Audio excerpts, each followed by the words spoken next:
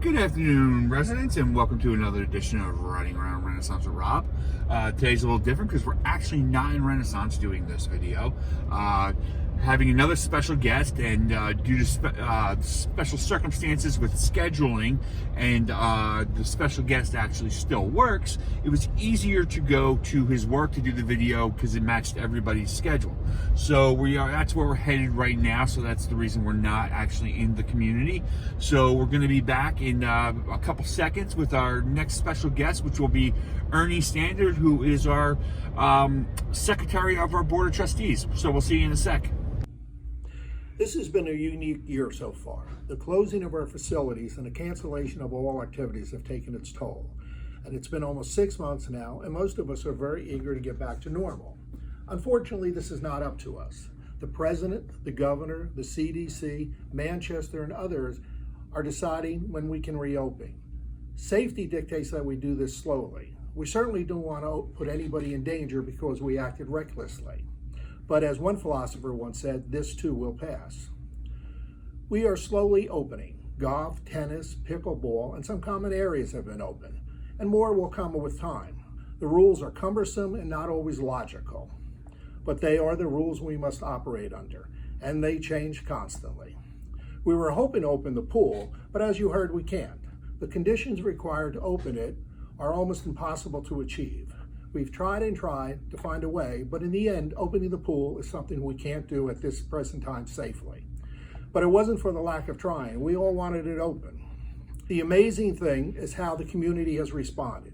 The rules have been followed, people have been understanding and adapted. I see more people walking, riding bikes while observing social distancing. Masks have been worn. When and how we get back to the normal is unknown. The board has tried very hard to keep the residents informed, but truthfully, we await the governor's announcements each week as you do. The rules seem to be changing daily, but we'll get through this. Our pool, our clubhouse, our overall facilities were not designed for social distancing. We need to really think outside the box to get back to normal. We must all work together as a community to get past this. Based upon the past months, I am really impressed with the residents and how they are adjusting. On behalf of the board, I'd like to thank everyone for helping each other by wearing a mask when required and observing social distance. It makes me proud to live in Renaissance. Thank you. That's it. All right, and we're back, and we just heard from Ernie. We're not driving around right now. I decided to stop for a minute and just give a little talk. Everything I heard what Ernie had to say, and everything he said is spot on. With what we're doing. I know yesterday email went out about the decision about the pool. I know I can go into a little more detail with that email, but I mean it's pretty self-explanatory. But it was a very, very difficult decision by the board. Really, a lot of research, a lot of time, a lot of effort was put into it, trying to open the pool this season for the residents, but it just couldn't happen. It just did not work out. There was, every time we found a way to get around something, I shouldn't say get around, but solve a problem, a new problem arose. A lot of liability exposure with this. So, the ultimate decision was made to finally settle the matter, to advise the community that the pool was not going to open.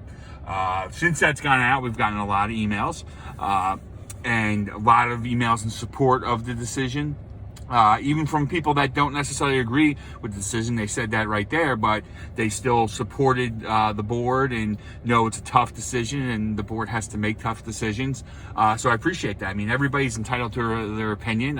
We knew going in, no matter what decision it was, people weren't going to agree, but many people said a lot of positives, and even the people that didn't agree were very, very kind in their emails. I mean, we did get one or two that were very nasty. I don't see the point of that.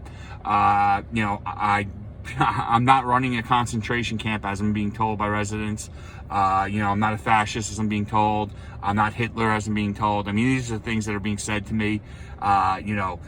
it's all not true. Ernie pointed out all the things that we have to go through here. I mean, one of the emails that was sent to Joanne, I mean, was disgusting. But, we could have taken matters on that one a little farther. But then the wife found out and sent an email apology. And I'm sure she took matters into her own hand and handled that because it was just completely wrong to send that email out, and I really appreciate that. But the things that were being said to us, to the board, and it's from a small minority of people, but it's unacceptable. You don't have to agree. I mean, that's fine, and we understand that with every decision we make, and that's not even with coronavirus or it's any decision the board makes. There's always going to be a group that doesn't agree with it. But to start name calling and saying these things, screaming in people's faces. I mean, when I'm out and about doing our stuff, if Don's out and about, I mean, we're just getting yelled at by people. Of course, and then they run away from us. We're not going to do it. It's not like we're going to, do anything. I mean, but they like to scream, call us names, and then run. It's not, you're entitled to your opinion, and we know in most cases we're not going to be able to change your opinion, but it doesn't give you the right to abuse everybody. That's why I really appreciate those emails that I saw where the people said, hey, I don't agree with the decision, but I understand your decision. I understand why you made it. The board's got a tough job. And so those are really nice. We really appreciate it. And those that just showed nothing but support. Again, we really appreciate all that. We've been making these decisions the entire time, tough decisions. There's other stuff we've been looking at. It's very difficult. Ernie mentioned it all. It's a very difficult situation. All different rules, everything applies, but we are slowly doing what we can. And I think that's the bottom line is where we can, we are slowly doing things. We're trying to give the community as much as possible as we can. We know it's not a lot. It's not what it used to be. It's nowhere near what it used to be. But it's the best that we could do at these times.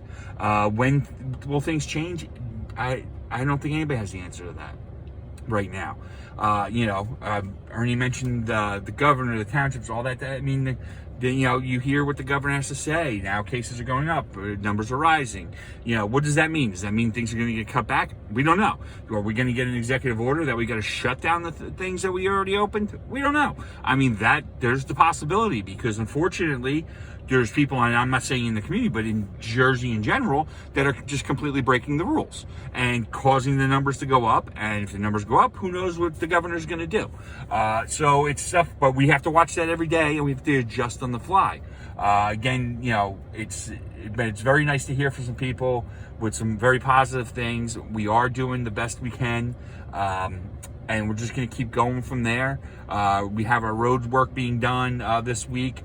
Just a reminder to anybody watching this that tomorrow the back road is closed all day because we are paving the back road. I know today and yesterday it was closed for times because of repairs, the milling and the repairs.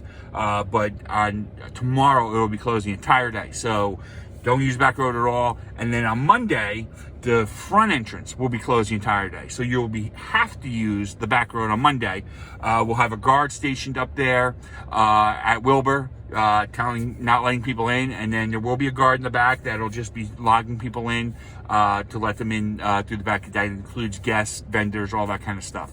So that's our plan for Monday because Monday, we are going to be closing the front entrance because we were doing from the gatehouse down to Renaissance Boulevard. We're going to do a pave, let it set for a while. We haven't really ever had the opportunity to do that because we haven't had the back road. So we're going to give it some time to set before we open back up later Monday night. All right, so now we're going to move on to our next thing, which of course is our contest.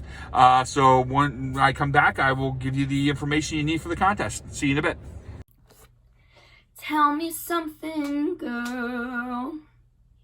Are you happy in this modern world? Or do you need more? Is there something else you're searching for? I'm falling. And in the good times I find myself longing for the change. And in the bad times I feel myself. Tell me something, boy. Are you tired of trying to fill that void? Or do you need more? Is there something that you're searching for? I'm falling. And in the good times I fear myself, longing for the change. And in the bad times I find myself. All right, we're back. So now you heard it. So it's going to be the song and the artist. Winner, you email the song and artist to Joanne. First one in gets a $10 gift card to the deli. So that about wraps up things for today. Like I said, we're going along as quick as possible, but it's a slow process. I know that's a difficult thing to hear, but we're trying our best. I can guarantee you that everybody is putting in 100%, even more, on this effort for everything in this community. So we will be back again next week, probably another special guest. So until then, be well and stay safe.